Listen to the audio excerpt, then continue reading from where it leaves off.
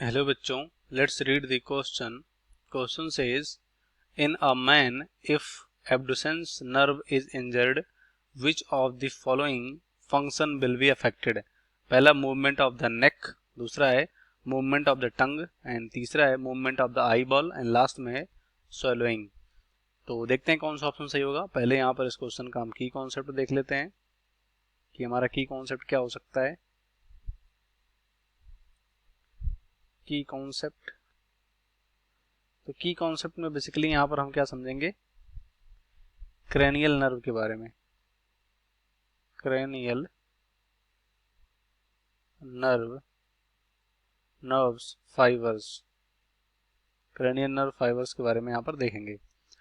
तो ये जो क्रेनियल नर्व फाइबर्स होते हैं या जो नर्व फाइबर होते हैं बेसिकली जैसे कि आईज मूवमेंट, टंग मूवमेंट, टच, स्मेल और विजन के लिए रिस्पॉन्सिबल होते हैं.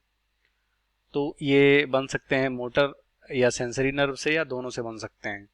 तो अगर बात करें ह्यूमन में, तो ह्यूमन में 12 पेयर्स क्रेनियल नर्व पाए जाते हैं.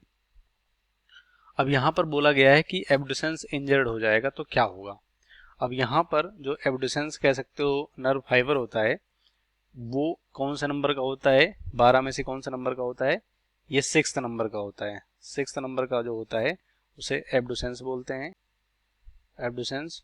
और यहाँ पर कह सकते हो जो ये एब्डुसेंस होता है, यहाँ पर इसका अगर हम फंक्शन देखें, इसके फंक्शन क्या क्या हो सकते हैं और ये क्या किसका बना होता है, इसमें मतलब मोटर न्यूरॉन होते हैं.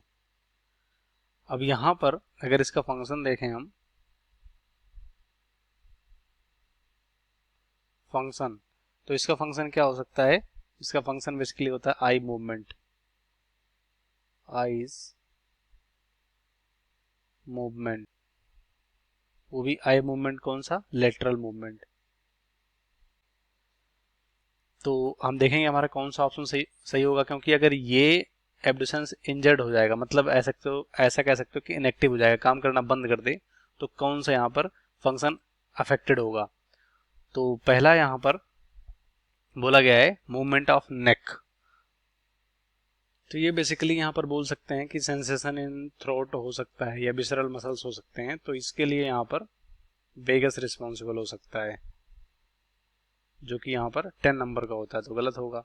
दूसरा मूवमेंट ऑफ टंग, तो जो मूवमेंट ऑफ टंग होता है ये 12th नंबर का होता है, जैसे बोलते हैं हाइपोग्लासल, तो इसके लिए कौन सा होता है यहाँ पर,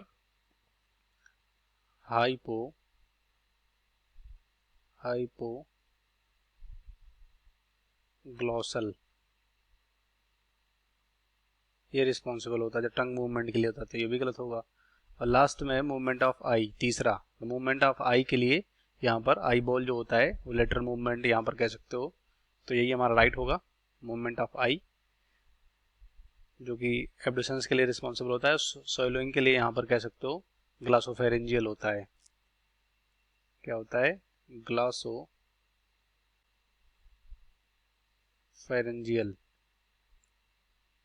तो यहाँ पर ये भी गलत हो जाएगा.